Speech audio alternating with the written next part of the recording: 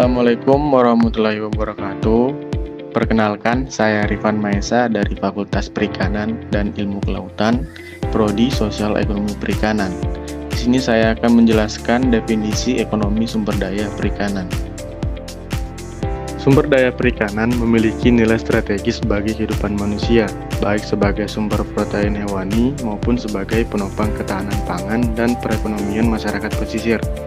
Namun, pemanfaatan sumber daya perikanan harus dilakukan dengan bijak untuk menjaga keberlanjutannya. Ekonomi sumber daya perikanan dapat membantu dalam merancang kebijakan pengelolaan yang efisien dan berkelanjutan, sehingga sektor perikanan dapat terus berkontribusi pada kesejahteraan masyarakat dan pertumbuhan ekonomi nasional. Kemudian definisi ekonomi sumber daya perikanan. Yang pertama, fokus utama ekonomi sumber daya perikanan ada pemanfaatan sumber daya, keberlanjutan, dan kesejahteraan. Dan yang kedua, konsep-konsep penting ada sumber daya umum, eksternalitas, dan nilai ekonomi total. Dan yang ketiga, tujuan ekonomi sumber daya perikanan ada optimalisasi pemanfaatan, keberlanjutan sumber daya, dan distribusi yang adil. Kemudian aspek-aspek utama dalam ekonomi sumber daya perikanan.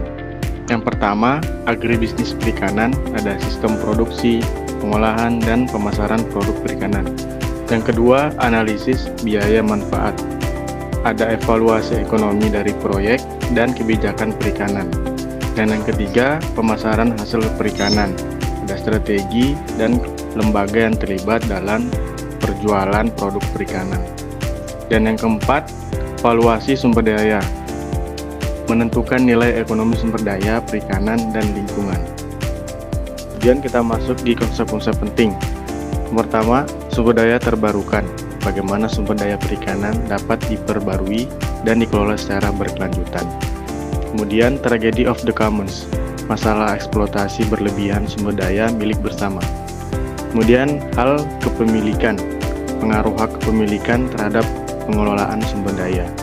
Dan yang terakhir, eksternalitas, dampak kegiatan ekonomi terhadap pihak lain yang tidak terlibat langsung. Dan pengelolaan perikanan berkelanjutan, pendekatan ekologis dan ekonomi, mengintegrasikan pertimbangan ekologi dan ekonomi dalam pengelolaan perikanan. Kemudian ada 4 variabel yang mempengaruhi pengelolaan. Yang pertama, fenomena lingkungan, aspek teknologi, masalah sosial ekonomi, dan ketidakpastian stok. Kemudian faktor-faktor yang mempengaruhi partisipasi dan penjualan lisensi. Yang pertama, kualitas sumber daya perikanan. Bagaimana kualitas mempengaruhi partisipasi pemancing. Yang kedua, faktor aksesibilitas dan ketersediaan, pengaruh akses dan pemilihan memancing. Yang ketiga, strategi peningkatan, penebaran ikan, stocking sebagai upaya peningkatan peluang memancing. Kemudian kita masuk di studi kasus. Yang pertama, impact model bioekonomi di pantai selatan Yogyakarta. Dilansir dari Swedi, Sweparno, dan Widianingrum 2002, menganalisis penggunaan model bioekonomi Gordon Shipper terhadap perikanan tangkap kecil, hasil menunjukkan kondisi ekonomi dan biologis telah mendekati ambang batas tangkap yang optimal, serta menyarankan strategi manajemen seperti pembatasan izin, peningkatan teknologi, dan diversifikasi mata pencaharian. Kemudian Sardinella Lemeru di Muncar, Banyuwangi.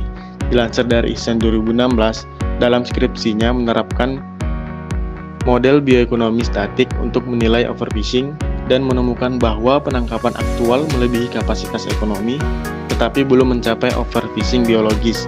Dihasilkan pula strategi manajemen berbasis kontrol perintah, command and control, yang dianggap realistis dan berdampak luas. Kemudian kita masuk kesimpulan. Sumber daya perikanan memiliki nilai strategis sebagai sumber protein, penopang ketahanan pangan, dan penggerak ekonomi masyarakat pesisir. Pengelolaannya harus bijak dan berkelanjutan.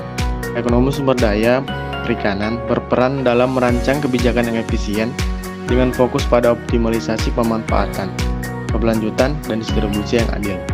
Aspek penting meliputi sumber daya umum, eksternalitas, dan nilai ekonomi total. Pengelolaan perikanan berkelanjutan mengintegrasikan pertimbangan ekologi dan ekonomi, memperhatikan lingkungan, teknologi, sosial ekonomi, dan ketidakpastian stok. Partisipasi dan penjualan lisensi dipengaruhi oleh kualitas sumber daya, aksesibilitas, dan strategi peningkatan. Studi kasus menunjukkan model bioekonomi dapat menganalisis perikanan tangkap kecil dan memberi strategi manajemen seperti pembatasan izin, peningkatan teknologi, dan diversifikasi mata pencaharian. Implementasi strategi berbasis kontrol perintah dapat menjadi realistis dan berdampak luas. Sekian materi yang saya jelaskan, kurang lebihnya mohon dimaafkan dan terima kasih.